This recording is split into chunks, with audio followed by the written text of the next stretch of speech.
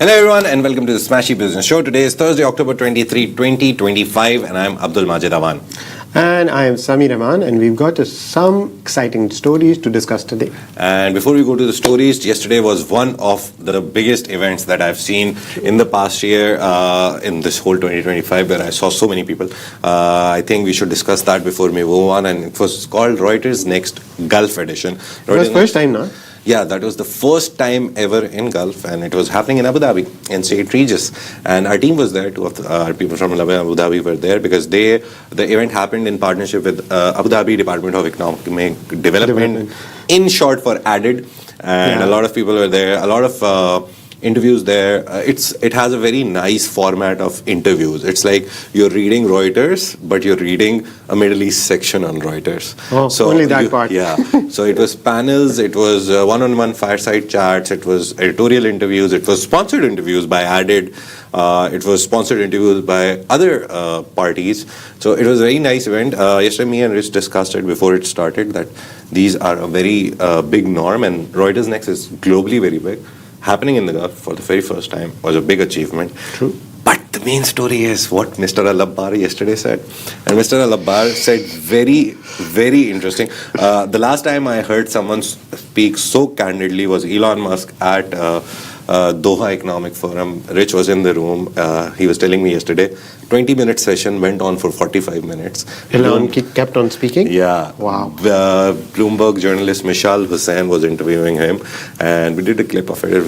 It was such an entertaining interview. And yesterday, I think Mr. Al-Abbar matched the energy. He started by saying that US is facing a disaster in terms of housing. He's saying that they need 500,000 houses every year, and they're only building 200,000. So it's a big housing crisis, yeah. Nice. And he says that I need $400 billion, and he was talking about M&As, like mergers and acquisitions. He was like, I can happily go to US with MR, obviously. I will go with MR, I'll build partnerships with their developers, and I will create mammoths which will eventually solve the housing crisis. Wow. And the very interesting part about this was, he was like, you can talk about AI, you can talk about data, you can talk about flying vehicles, you can talk about autonomous vehicles. But at the end of the day, everyone needs a house. I was like, he knows how to incorporate his brand. Right? His brand and his industry also. Yeah. It's so entertaining that everyone is talking about AI. And he's like, no. At the end of the day, you don't need a house. You can't live in AI. You can't live in a data center. So that was one part of the conversation. He talked a lot about so many things. Basically, smartly placed his industry in the middle of the whole AI thing. Because he knows that a lot of people, whenever we talk about property in Dubai, we know property in Dubai is booming, will keep booming. Yeah. The last question asked to him out of like 8 questions was, is the Dubai property market bubble going to burst? Is it a bubble? And he very nicely said, he's like, there's so many nationalities living. He told such a nice story. He didn't say, no, it's not a bubble. He was like, there's so many nationalities that live here. There's so many people who come to this country, call it home, and try to build it into a home. So I don't think the property market will ever suffer. And then the biggest question was about Is it Gaza. Reversed? Oh, it was? Someone asked him? The Reuters, I think it's she was because the of the other chief. guy? Yeah, she very nicely, politely said, oh, the Gaza reconstruction plan, everyone is talking about it. Oh, I know about this. Since it's a ceasefire, are you going to take a part? And I think the question led from Mr. Khalaf Al-Abtur. He is also one of the leading But he offered his services now. Yeah, he clearly said the UAE can help rebuild the whole thing. You need willpower, not expertise and not anything else. You just need willpower to rebuild Gaza. But when asked, like Mr. Abbar, his answer was clear. He was like, my father told me, and my mother also told me, that when you eat in a plate, you clean the plate yourself. And you make your bed. Mohammed, that's his words. And he was like, he told me to pick up your garbage, Mohammed. These are the 3 things he said. And then the reporter was very smart. She knew he hasn't said the word. And she was like, okay, so you're saying that Israel should have majority. I mean, he pointed it that way. He wanted to say that. But the reporter was very clever. He didn't want to say it loud. But then he very clearly said it. But the reporter was like, are you saying Israel should pay for it? And he was like, yes, of course. Again, I would say the same thing. You eat in the plate, you clean the plate. And then he carried on with such a great remark. He was like, I'm busy making billions of dollars. Like US and European capitalists, he was being sarcastic that they keep making their money, they keep doing whatever they're doing. And they want us They to are a part of the problem. America is a very big supporter of Israel and whatever happened in Gaza, the whole genocide. So he was pointing to them that they are making their money, they're doing everything. And then they come to us and expect the Middle East and Saudi and UAE, Qatar to go rebuild Gaza when it's their problem. Clear your mess, basically. Pick up your garbage. And these were the main points. They talked about China, they talked about him going to India, him going to Europe, expansion of MR. He is very interested Georgia, in India. Yeah, in Georgia they have a big project going on. But mainly the idea was, do you want to go to India, do you want to go to China? He was like, yeah, if I can go back in time, I would learn Mandarin first. I would shun English. So he was like, even if China has problems with America where I want to go, and he's like, I want to go everywhere. So he's like, even then, I will still say that maybe 10 years, 20 years, China's story is big. And he said, I want to be a part of it. And then he talked about India as well, that it's a big booming market. He's like, these are the 4 or 5 big markets which I want to capture with MR. So that's one of the things. But apart from that, Her Excellency Nusebe, she's the Minister of State. She's the Foreign Secretary to the Minister of State also. She was there also, and she very nicely put that the question was very interesting. The question was, the whole world is in problems right now. You see conflicts here, you see fights there. How does UAE keep growing? And how does like Middle Eastern superpowers like Saudi and Qatar, they keep growing?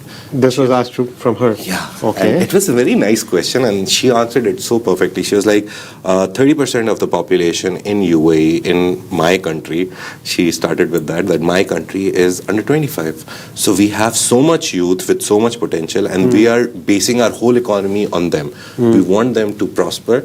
That is why we believe in diplomacy. We don't want to fight with anyone. We just want to do trade with anyone. And that is why she's like, our IMF growth projection for 2025 is 4.8%. Above the global average. Global is 3.6 or 3.7. And all this, and then His Excellency Dr. Anwar Al-Gargash was also there. And he was there too. The question was, how much do you think will it take to rebuild Gaza? The estimates that I saw, we did a lot of stories, me and Worth. It's 58 billion, 60 billion. I read somewhere 65 billion. Yeah, there's so many estimates by IMF, World Bank, a lot of humanitarian councils that these are the amounts that you will need to rebuild the whole of Gaza. And he said, I don't want to quote anything because the economists can do it, but he was like, he told 2 things. He was like, 1, it's going to be massive, and we've seen the estimates, it's in billions. We've seen the destruction, so you literally have to rebuild a whole country. And the second part of it was, he said that, I had a Dutch colleague, she said that we built the Gaza port 3 times. And every time the war happens, the port gets destroyed. Yeah, that's the first thing they destroy. Whoever now goes into Gaza, they will need 100% security that if we invest there, we don't get nothing out of it. True so that. It was a very interesting event. We are expecting a lot of other events happening. We'll talk about FII. Let's move on to our stories. Yeah, the first story. Finally. So first story is Dubizzle. The Dubai-based online classified platform Dubizzle has postponed its planned IPO listing on the Dubai financial market. It's such a big headline, we'll tell you why, but it happened just a day before book building was due to begin. The company said it would reassess the optimal timing for its IPO, despite what it described as strong engagement and investor market. The decision came as a surprise to the market, as Dubizzle was seen as one of the Dubai's most anticipated tech listing this year, and let's say that the delay could be linked to valuation changes and broader market volatility and investors' caution in the region's IPO pipeline. And most importantly, according to Bloomberg, they quoted Nishit Lakhotia, head of research at SICO Bank, SICO Bank, suggested that pricing on investor feedback may have prompted the company to pause and recalibrate. Very heavy words. We'll explain all of this. The firm had earlier aimed to capitalize on the UAE's strong IPO momentum following several successful government and private sector listings. Dubizzle, majority owned by Process and OLX groups, operate operates across multiple GCC markets. The platform remains committed to future listing in Dubai, saying it will return to the market once conditions are favorable, signaling that while the offering is on hold, its long-term IPO ambitions remains intact. So, I mean, the main thing that, again, I think it's kind of like a Western they got bigotry, I would call it. Yeah, the whole Bloomberg article, then I went to Reuters. Whenever you read these Western articles, I was having a discussion with Rich also on the chat that all of them are quoting that Lulu came out, one of the biggest IPOs in UAE last year. Talabat. Yeah, Talabat came out, the biggest tech IPO in the world. Listed in a UAE market on DFM, Lulu went to ADX. All of them are now flat or under their opening prices and all that. But Rich made a very nice point that if you look at the other side of the market, it's true that they have gained a lot. Diva, Salik, all these big IPOs, Dubai Taxi Company is listed. All of them, if you see them from the time of listing till now, they have gone up, I think, more than 100%. So true that shows that it's not the market. And they're not even that old, by the way. Yeah. I mean, they are old, but comparative to any other shares in the region or in globally, they've gained a lot. I think it shows the maturity of a stock market anywhere in the world. It's not the first time that this has happened in the world. A lot of other IPOs in the world have also been delayed. There is like 100 million reasons people do that. But I think the most important part here with Dubizzle was that they were going for book building. Book building is very simple process where people bid. They had to give a lower price or a higher price. I think they went to the market. We did a story about... They did their market research, I would say that. And they saw that right now it's not a good time. Yeah, so if you talk about it in terms of it's a DFM problem or it's a Dubizzle problem, it's, to be honest, a company problem right now because you never went to the DFM. Whenever you look at these IPOs, the most important thing is, will it be profitable for me? If I go and buy like a big tranche of shares and I buy it at the upper end of the price and as soon as it opens it goes down, my money is lost and I will have to wait. I have to wait. Yeah, it will go up for recover, sure. Yeah? It will recover for sure, but it's just that the time is not favorable. The only problem I see was that Dubizzle, I think they saw what they went on a whole. It's called a marketing. It has a very nice name. They went, and I think they saw, and obviously they have banks who are doing the book building for them. They may have also told them that, to be honest, no one is going to buy it at the higher end. It's going to be priced at a lower end, and then what you're trying to get out of it, $2 billion, you won't get that. So I think it's a very nice, smart move. Some people under pressure would go for it and be like, no, now we have announced. We have announced it. That's so much sponsored. It takes courage to announce it a day before that. Oh no, we're not doing it, right? So I would say it's good leadership. To me, it's good leadership skill that owning up to. I don't want to say mistake, but owning up to what you decided and then retracking it and then thinking about it whether it's the right time or not. I would say it's proactive crisis management. They already knew this was not going to do I would not say crisis management because we don't know yet. Yeah, but I think when they saw it, the market sentiment was really bad for them. I think because there is no reason for going for an IPO. They spent so much on socials. Wherever you see Dubizzle Group sponsored ads were there on X, on Facebook, on Instagram, everywhere it was like, oh, we're going for an IPO. Oh, we're going for an IPO. So they spent a lot of money on marketing their IPO. I think even with those marketing materials and everything, they didn't get enough interest from people. Probably. And you can assess, you know that very well. You can assess whether you're going to achieve that objective or not. If you believe that you're not going to achieve it, it's better to just recalculate your decision, right? I would still call it proactive crisis management. Even before you see, if the indicators show you that something may happen and we may flop on the market or something, it's better to just stop and be like, we'll reconsider it. Etihad is one of the biggest examples of this. Etihad has been saying, we'll do an IPO Q1 2025. Then they went to Q3 2025. Now they're like, they're evaluating continuously. H1 2026. They have, they're just waiting for approval because it's owned by third or fourth largest sovereign wealth fund, ADQ. owns Etihad. It's a government entity. It's a government sovereign wealth fund. So they're just waiting for government approval. And I think as soon as they get that, they'll go for an IPO. We've seen so many IPO news in the recent past. Shows that there is appetite for IPOs. Saudi, last 9 months, 10 months, we've seen 6 or 7 IPOs. A lot of them did good, a lot of them didn't.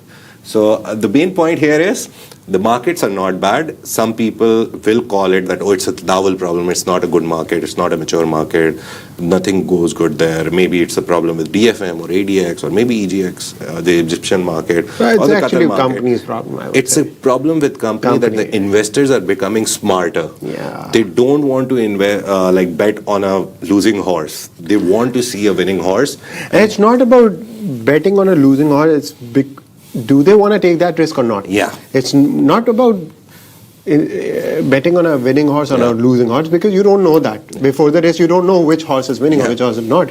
It's about risk calculation. Investors are more peculiar about whether they want to take this risk or not, because they have other options available. You know that. Even if when you go to horse racing, we have a very nice Why race course in Pakistan. Since we're giving that analogy, I would say that you look at all the 10 horses that are running the race, you'll see the win, lose or position record, right? Yeah, it's clear. Likewise, when you go, when a company goes for an IPO, you look at their financials, their growth year on year. You see if they are growing, if the cash flow is good, all the indicators that normal people don't see, and an investor would see that if I invest in this, what will be my situation after 5 years, 4 years, short term, long term. So I think now companies have to show 100% that we are going to grow. I remember reading the Talabat prospectus. It was one of the prospectus that I read completely because it was such a big tech IPO. But Talabat showed a lot of promise, and they are delivering. To be honest, they have the biggest market share in terms of delivery in UAE. Then Noon is there, and there are many competitors. But again, they promised a lot, and they delivered also. They delivered dividends, they promised dividends, they gave dividends. People were happy with it. So I think Dubizzle has to now reconsider their position. They are. Simply. It's their problem that they need to figure out that how to market it better. But talking about marketing, Saudi Arabia's crown prince. Why did you say talking about marketing? It's a good marketing for Donald Trump that Saudi Crown Prince Mohammed bin Salman, His Royal Highness, will visit US President Donald Trump at the White House on November 18 and 19. It's a 2-day trip, but 19 will be most probably traveling and other things. But November 18 is the first time he'll land, marking his first trip to the US since 2018. And why I say marketing? Because it shows Trump in a good light. That the last time he visited, it was MBS, Trump. And this time also, he's going when Trump is there. So it's good marketing for him. The two leaders are expected to sign a series of major agreements covering artificial intelligence, obviously, defense, again, obviously, nuclear cooperation. This is that's a new one. Yeah, it's a very interesting part. I'll tell you when we discuss it. And trade, obviously. A lot of them are obvious. So these are reports from Bloomberg, Wall Street Journal, then everyone quoted them. It has become a big news now. The visit follows a ceasefire between Israel and Hamas, which both Trump and MBS hope will bring an end to the 2-year war in Gaza, while normalization with Israel is expected to be the agenda. Sources say it's unlikely to be finalized during this trip, and that new business and defense deals won't be conditional on it. Yeah, and before the Gaza conflict in 2023, October 7, everyone remembers the date, Saudi Arabia and the US were close to a broad pact involving security guarantees and nuclear cooperation. That deal was delayed after Riyadh insisted on Palestinian statehood as a prerequisite for normalization. Now, Crown Prince Mohammed bin Salman's visit signals a possible restart of high-level coordination between the two allies. The meeting also comes months after Trump's own visit to Riyadh, where more than $600 billion in trade and technology deals were announced. With the renewed engagement, Washington and Riyadh appears to poised to strengthen ties across defense, energy, emerging tech sectors, signaling a new phase in U.S.-Saudi relations. It's going to be big. Yeah, it's going to be big for us as content-wise. I used to see these things as historic events. News? Now, no. Now you see it as content, more content. Where's the content? But to be honest, it's very interesting to see. May this year, Mr. Trump came. He chose Middle East to be his first foreign trip. But to be honest, it wasn't the first trip outside of US. He went to the Pope's whole ceremony, Vatican, because he died. But on a diplomatic deal-wise, it was the first foreign trip. He chose the Middle East, which is very interesting because the last time he was president, he also chose Saudi Arabia. But this time he added UAE and Qatar to the itinerary. He knows where the money is. He's very smart about it. You see his clips. He's a businessman. Come on, you have to give it to him. You see his clips on social media. They're so funny. He recently met with the UAE foreign minister, and he was shaking hands when he was in Egypt to sign the peace agreement. And he shakes his hand and taps him on the shoulder, says, money, a lot of money. I'm like, no, sorry, he said cash, a lot of cash. I was like, what does he think of Middle East? And then we all know he got $600 billion out of Saudi Arabia over his 4-year term. He got $1.4 trillion commitment from the UAE over the next 10 years. He got, I think, $300 billion worth of jet deals and all that from Qatar. Overall, he took nearly $2 trillion of commitments from these three superpowers in the Middle East. Smart businessman, but I think he's very smart in terms of business. He has to be. I think he has to be, otherwise he won't have survived. I have to see the movie which was made on him. I have heard great things. That there was a movie made on him? I have no idea. There's like ruthless business strategies in that movie. I don't remember the actor who portrayed him. I've seen him. I think it's Winter Soldier, the guy who portrays him in the movie.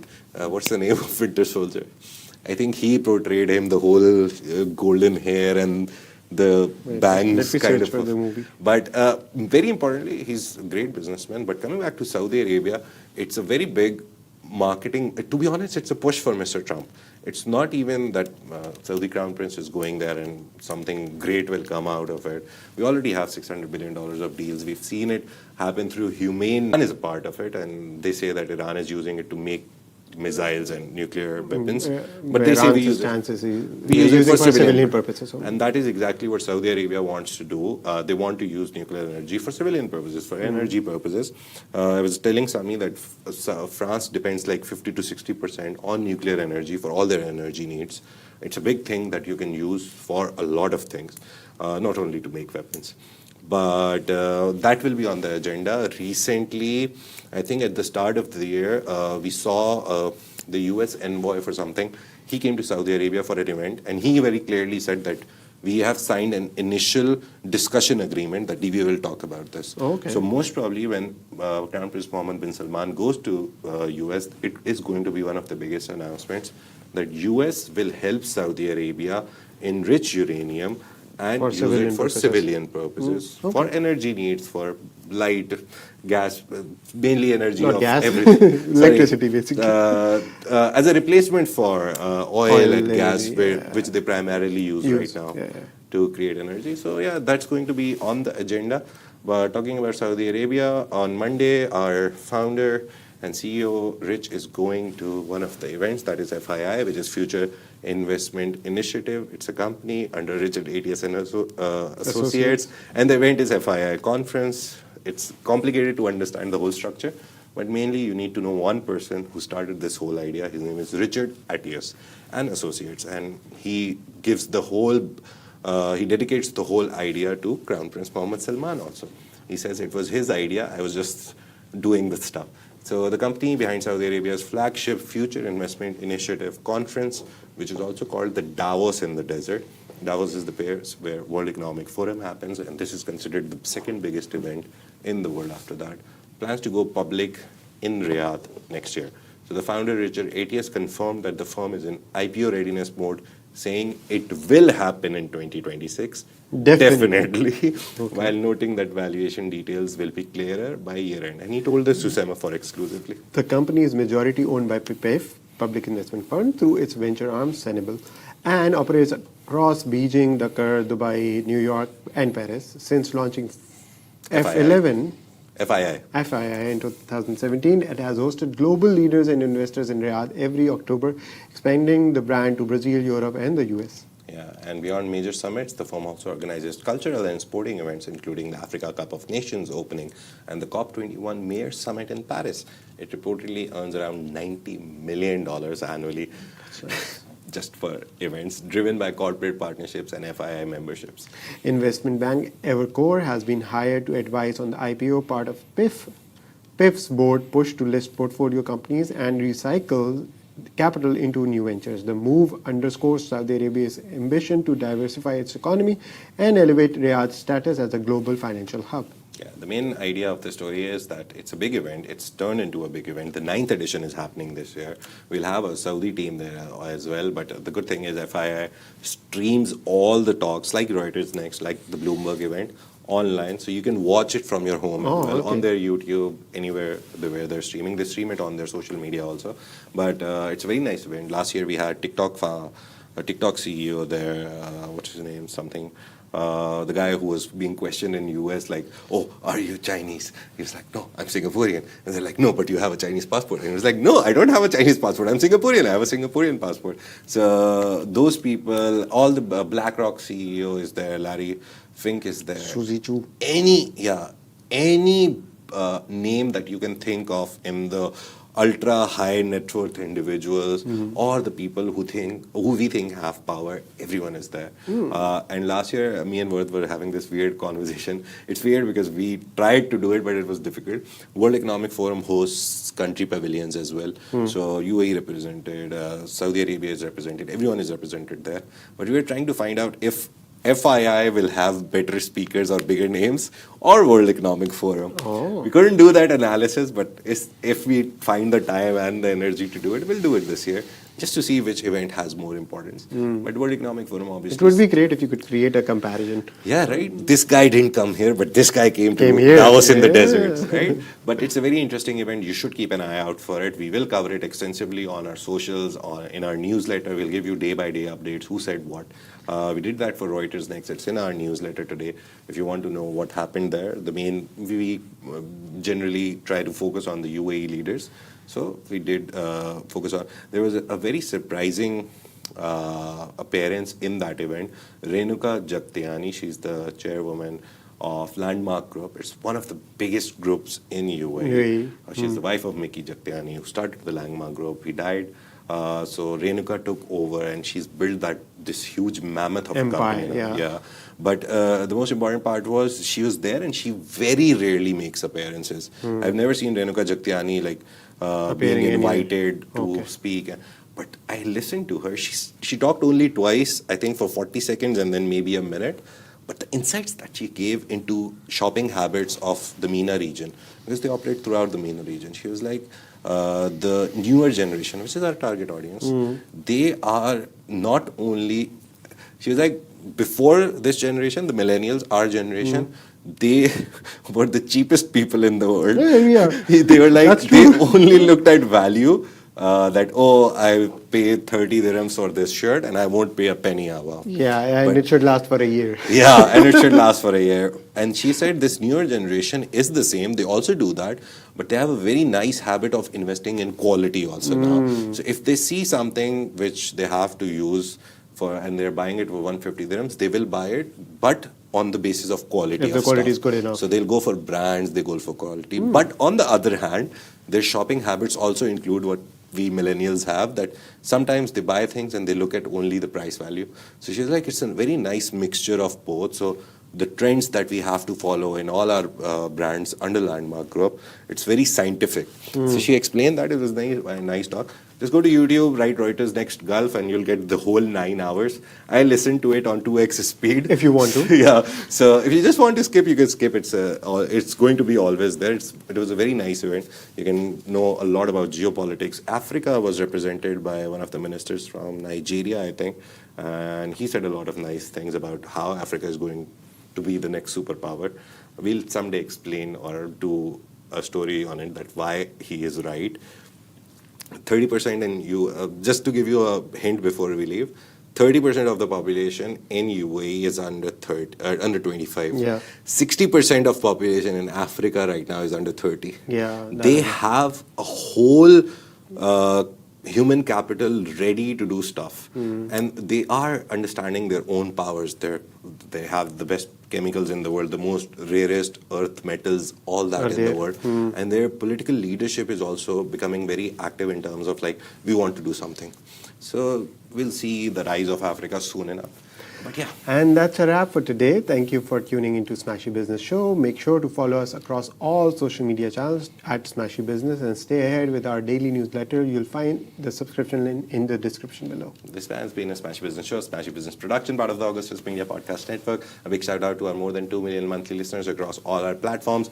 Please comment anywhere. If you're commenting on Instagram, TikTok, I have all of them open in front of me. I try to take names sometimes, but if you're there, just write your name. We'll shout it out. You want to say something on the show, contribute, feedback, anything. Just wherever you're watching or listening, leave us a comment and we'll try to incorporate it in our show. Thank you very much. Have a great day. See you tomorrow.